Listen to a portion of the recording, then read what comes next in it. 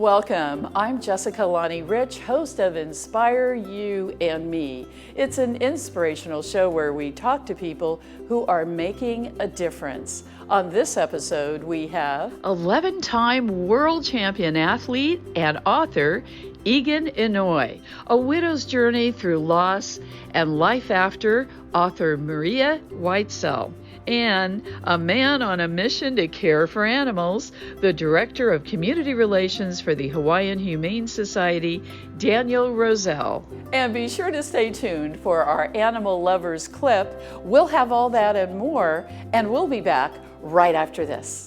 5914-777. Shoot-a-wah. Who's got the best deals in Vegas around? Who's got the best shoot-a-doo. Call 5914-777 today. Vacations Hawaii. Vacations Hawaii. Vacations Hawaii. Good luck, we go play. 5914-777 today. Good luck, we go play.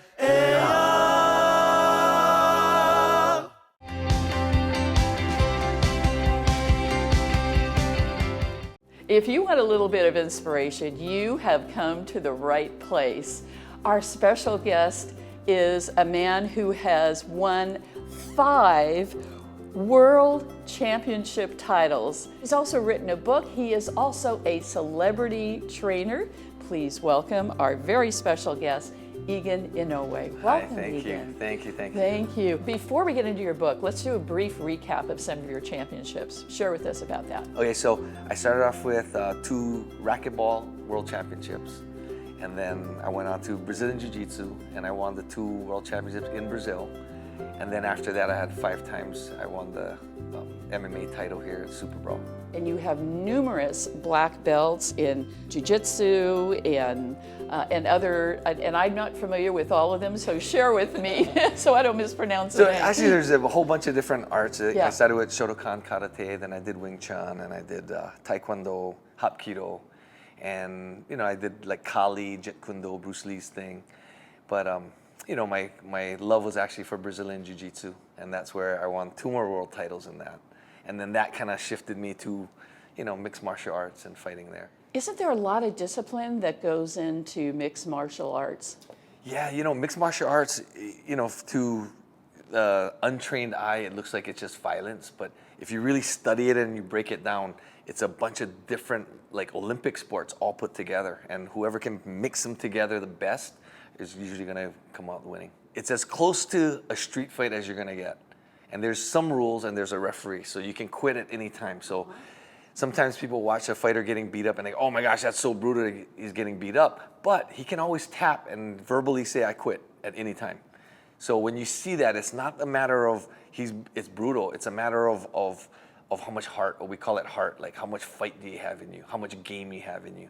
That's kind of like what it is. To transition into, you wrote a book, it's called Becoming Relentless. Here it is. What is your message in that? So basically, the reason I wrote this book, number one, was so many people go, you got to tell some of those stories that happened to you along the way on your journey for racquetball through Brazilian Jiu-Jitsu. There's some, pretty crazy stuff that happened along the way. And so I decided to write it. And the other reason I decided to write it is, I've been kind of like an athlete and then, dumb jock type. And it's semi-true because I never really focused that much on schooling. So to write a book is terrifying. So I had to step out of my comfort zone to do it. And that's kind of one of the reasons why I wanted to do it, was to step out of my comfort zone, completely away from any kind of sport, and then come up with this book. Now we're talking about all of your wins. I have to bring up, was there ever a time when you're going through all of these championships or competitions where you've lost, where you've had some adversity for you to overcome? Yeah. So like a lot of times people see the end. Yeah. So they never really see the grind, right? Yeah. And so maybe the story I'll share with you is in racquetball, my first year that I decided to just go full on, I gave up, I was at University of Hawaii, I went 2 years. And against my parents, against my grandparents, against all of them, they're like, you can't quit school, you gotta do school first. And I thought, man, I'm only young once, I can go back to school later, right? So I quit school, I moved to California, and that whole year, so racquetball, you play 3 games out of 5, right? So if it's a tiebreaker, you're in the 5th game. I lost 3 games I traveled over 100,000 miles around the United States competing for a whole year. I didn't win one single game. And so I came home and I was like, I quit. I gave it all I got. I don't know what else I can possibly do to win. And you know, my coach was like, Egan, you can't quit now. You're like the best, but you just haven't put it together and you haven't figured it out yet. But I gave myself 1 year. I ran out of money, so I was going to go back to school. And I got a call from the team coach, and he goes, Egan, hey, we would like you as an alternate for the U.S. team for the World Championships. And I was like, alternate? Like, I don't want to be an alternate. And so when I got off the phone, my dad, and you know, we didn't have internet and we didn't have cell phones, right? So he told me, he goes, well, you're going to have a plane ticket. It's paid for by the U.S. Olympic Committee. It's free at 10:30 at night. You're flying all the way to Florida. So be on that plane if you want to be.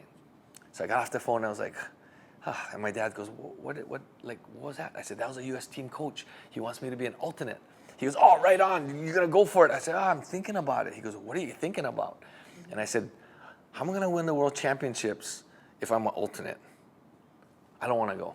And my dad goes, man, that's everybody's dream, is to just be there. Yeah. And I was like, oh, gosh. And then he goes, I didn't know I raised such a punk that you just quit just like that. And I was like, whoa, I'm not a punk. I'm going. So I jumped on that plane. I went there, and I was the second alternate by the time I got there. Someone got hurt.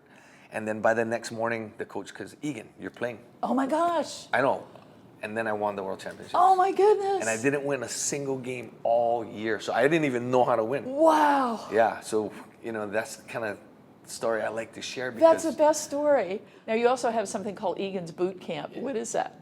So the boot camp we created was to try to help people get in shape, try to get people get their mindsets right, get their nutrition. We got coaches, and what we found is that when someone, like, say they have a weight issue and they need to lose 10 pounds or 20 pounds, we got guys losing 100 pounds, but just by losing 5 or 10 pounds, it not only changes their physique, but it also changes their mindset.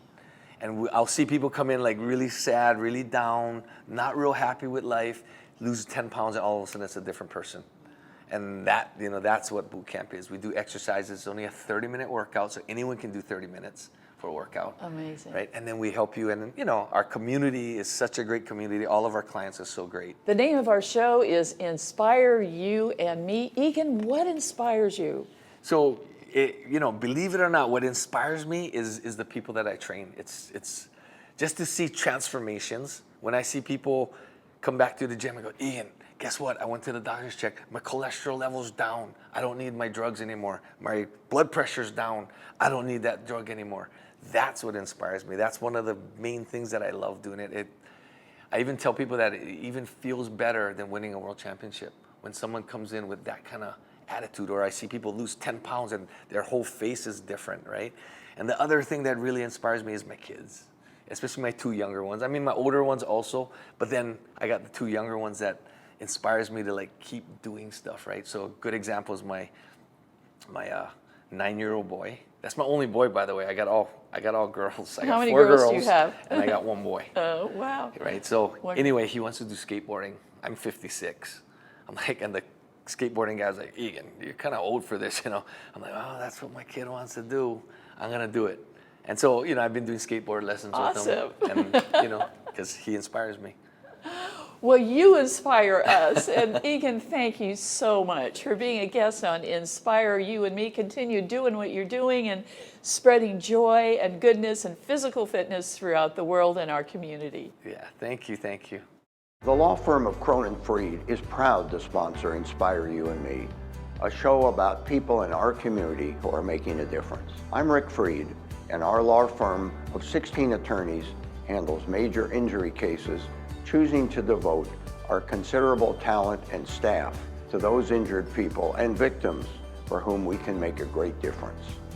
We hope that you will be inspired to follow your dreams and find your purpose.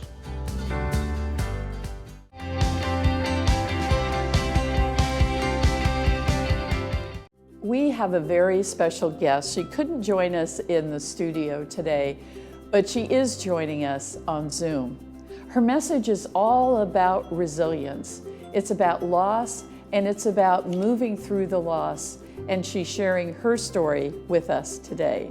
She is a television anchor and weather person in Los Angeles, very successful journalist, and she's also the author of the book, You Can't Do It Alone.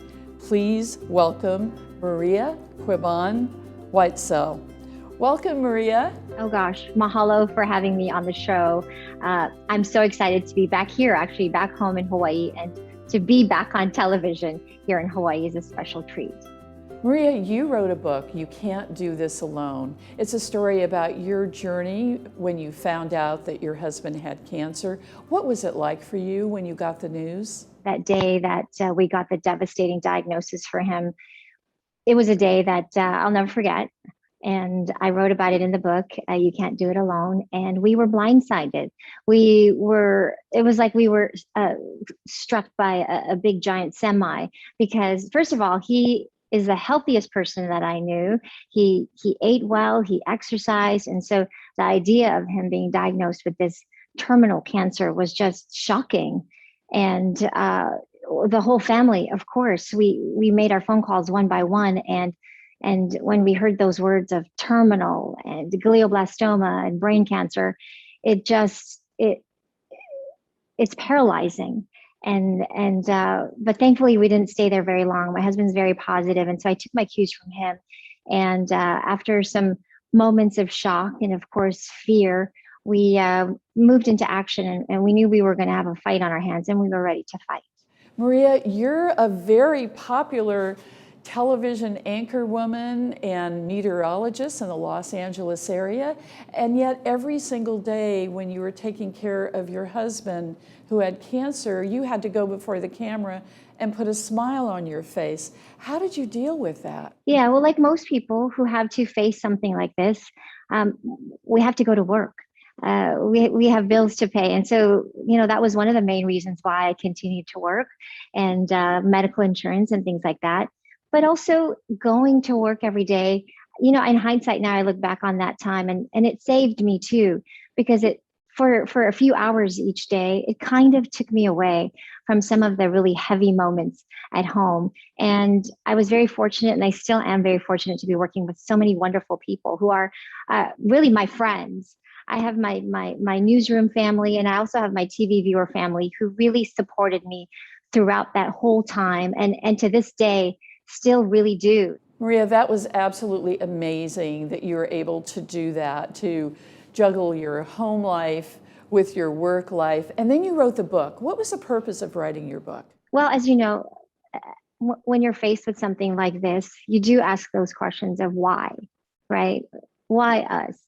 Why him? He's so healthy. We go to church, we pray, we try to do good things, we say, God, why?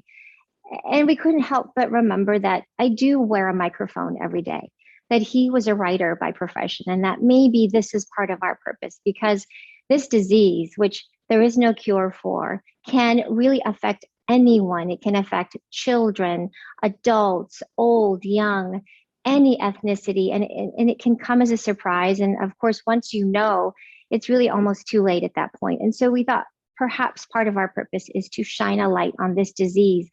And there hasn't even been any advancements in the care to try to improve the quality of life. So we thought maybe if we write about this, maybe if he wrote a script about it, maybe someone would turn it into a movie, maybe inspire someone to finally find that cure for this disease.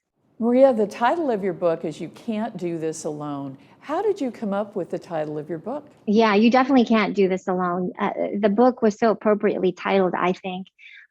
We debated about releasing the book. We debated about the title, but considering what's been going on in the world these last several months, these really last couple of years, and the theme is expressed really very often, the fact that we can't go through life alone. You can't do it alone. And I was very fortunate that I have this circle, this village of family, friends, my TV family, but for some people, maybe they don't. So I encourage you to really seek out the counseling that you need, seek out the people, your support group. Before your husband passed away, he had a very important message to you and your family. What was that? We talked about so many things during those 18 months together. And I think prime on what he wanted us to know and wanted to make sure that we always remembered is that he will always be with us and that he wants us to continue to live our best lives. That's what he really wanted. He wanted us to know that we were loved and that we should continue to make new memories and get up every morning and really think about him, not in a sad way, but in a happy way. And so I have those bad mornings, just like everyone else. We have days where we don't want to get out of bed. We have days where my young son Gus and I we won't be getting along so much, but then I'll realize that, you know what, I'll say, Gus, I miss daddy too. I miss him too. And most of the time that would do it. We would give each other hugs and then we'd decide, you know what, let's go outside and play. Let's go and make new memories because we don't want to make daddy sad. We want to make daddy proud of us. We want to make him happy and proud that we're going to continue to do what he wanted us to do, which is living our best lives. The name of our show is Inspire You and Me. Maria, what inspires you? So many things. I mean, my sons, of course, inspire me. They help me to keep going. They have these young, beautiful lives ahead of them, and I want to be here to see that. I want to be here to see grandchildren. I want to be here to see more happy memories. I want to be here to see a cure for glioblastoma. I really do. I really want to see things change for people who have to go through cancer. And so that's what moves me. That's what keeps me going. Maria, thank you so much for sharing your story about loss and then resilience. What a great message to others. Thank you for being on our show. Oh my gosh, thank you so much. Much mahalo and aloha, and thank you so much for having me on your show. It is such a pleasure of mine, and I hope I can come back and we can talk about more good things that are happening in the future. At Doctors of Waikiki, we're passionate about providing expert urgent care to Hawaii's residents and visitors. We offer a smart and convenient alternative to your local ER. Our average wait time is less than 15 minutes. Open 7 days a week with an in-house x-ray, pharmacy dispensary, and extensive laboratory capabilities, plus free Waikiki transportation and a multilingual staff.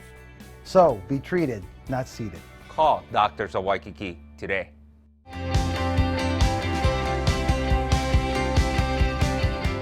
If you're a pet lover, you're definitely going to love our next guest. He does so much good in our community. Please welcome the Director of Community Relations for the Hawaiian Humane Society, Daniel Roselle. Welcome back, Daniel. Thanks for having me again. Yeah, it's good to see you again. There's so much going on in terms of animals and what the Hawaiian Humane Society has done in the last year. But let's start at the beginning with your mission. Yeah, so really our mission is to basically advocate for better treatment for animals, for all animals, and also to maintain that human-animal bond. And they kind of go hand in hand, right? When people are truly caring about animals and connecting and recognizing the animals in our community, then there's automatically you have better treatment of animals. So. I have to ask you this question now. I know last time I saw you, you had a cat, but I heard that you adopted a couple more. I did. Well, so I have two cats, Kea and Bagheera, and then I adopted a dog recently, about 4 months ago. My first dog. It's a different experience. They're completely different animals. Yeah. Literally. And a different psychology and different language. So as always, I'm learning about him, learning how to understand, my dog's name is Sancho, learning to understand what he needs and what he's gone through. You know, I don't know his whole life, right? But trying to understand and make his life better. And tell us about how many animals per year does the Hawaiian Humane Society help? Yeah, so that's a very, very good question. And it's changed a bit in kind of the dynamics over the last year or so. So we used to be essentially just a shelter, right?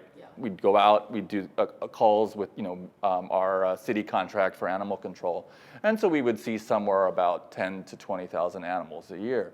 Well, now what we're doing a lot of is really focusing on keeping animals with their families, which is the ideal, right? So as the shelter is a necessary thing now, but it's not the best place for animals. The best place for animals is with their families, with their caring families and people who love them.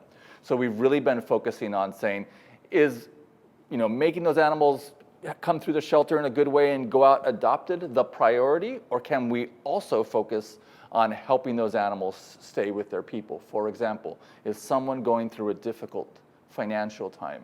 Are they making those difficult decisions about whether to feed themselves or to feed their animals? Oh. Well, what can we do? Yeah. We can help them feed their animals to get through those rough patches. Let's talk a little bit about COVID. Yeah.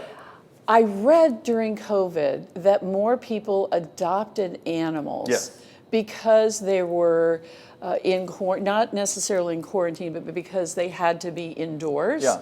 And that the animals were their main Yeah. source of companionship. Absolutely. So last time we spoke Yeah. was like right at the very beginning of COVID. Yeah. I ended up spending a good 6 months working from home almost exclusively with my pets.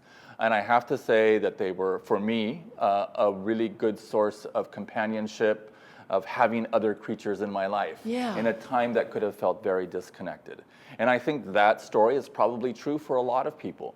Many, many people adopted animals. Our adoption numbers, especially of dogs, went way up to the point where we almost didn't have dogs because people were crowdsourcing them in the community, which is great. Many, many more people volunteered to foster. So maybe not necessarily keep the animal forever, but certainly for a while to help us get more animals into homes. And often foster fail, they end up keeping the animals. So yes, I think a lot of people either decided that now was the time to adopt, or decided that who hadn't adopted before, or decided that they wanted to add another animal to their family to basically help animals, survive this pandemic too. Daniel, what does the Hawaiian Humane Society need the most? Well, we do a lot. We do a lot of different things that require a lot of resources, and obviously donations make a big difference. We are opening up a new facility in West Oahu that is going to be a 5-acre property and is going to have dog park and veterinary service and adoption and all these things. And to be able to open that up, very important resource for that community is money, cash to be able to build this facility that we're building right now. But also volunteers. We live by volunteers. Volunteers allow us to extend our reach, right? Volunteers make us better and be able to do more. So volunteering is really important. And then the gift of things like food, pet food for the Pet Kokua program that I run, that makes a big difference. So we don't have to use the cash that we could be using for other resources to buy the pet food. And people give. I have a neighbor who knows that I run the pet food bank, and I sometimes come out and there are 2 big bags of dog food out there, those big ones that he puts at the door, right? So the gifts of money, obviously gifts of time, people giving their time, and gifts of resources. Even something as simple as a used towel, clean used towel. We use those every day to swaddle the animals, to clean up after them, to keep the puppies safe instead of putting them on the ground. So important. And occasionally we ask for people to give donations of used towels, and they come in. So it's a whole range of things, and we have on our website a list of things of how to give or how to get involved. And if you're interested, we have so many ways to do it, and I encourage people to take a look at hawaiianhumane.org. In conclusion, the name of our show is Inspire You and Me. Daniel Roselle, what inspires you? A lot, but I think what most inspires me now is to see progress, to see all these old problems that we could never break through, to see us making progress, even in the difficult times we're in, to see the community come together, to see really, really smart people take that intelligence and that passion and focus it on making animals' lives better. That inspires me. Well, you inspire me. Thank you so much for being a guest again, and I'm going to invite you back many, many more times. I look forward to it. On Inspire You and Me. Great to see you again, Daniel. Thank you. Thanks for having us. Battery Bill, providing power when and where you need it. It's a new dawn. We provide portable power, solar generators, and power stations. We harness the sun. Goal Zero keeps your gear charged and ready. A safe, reliable backup. Jackery, when active lifestyles require outdoor power solutions. Power for whatever you do, wherever you go. Light years ahead, keeping Hawaii charged up and using the force. Battery Bill. Niu Health is reinventing urgent care in Hawaii with 24/7 same-day telehealth and in-person appointments. Get peace of mind with 1 year of unlimited visits for $96. That's less than $10 a month. And the price is the same with or without insurance. Learn how we keep costs low and how Niu can work for you. Niu Health, urgent care, and more.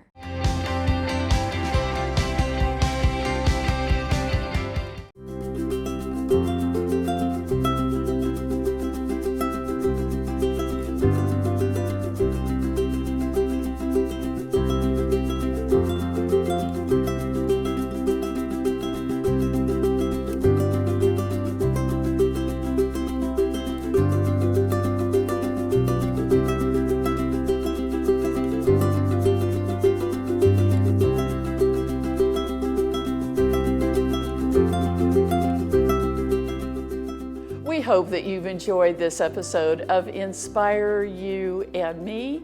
I'm going to leave you with a rich thought for the day. Our guests on the show had an inspirational message to all of us. And that message was that there's always something to be hopeful for, no matter what you're going through. Think about it. Until we meet again, I'm Jessica Lonnie Rich. Take care. My, it's a beautiful world. I like surfing Waikiki. I like to paddle out beyond the white breakers, where a man can still be free, or a woman if you are one. Yes, I do like surfing Waikiki. My, it's a beautiful world. My, it's a beautiful world. Oh, my, it's a beautiful world. My, it's a beautiful world.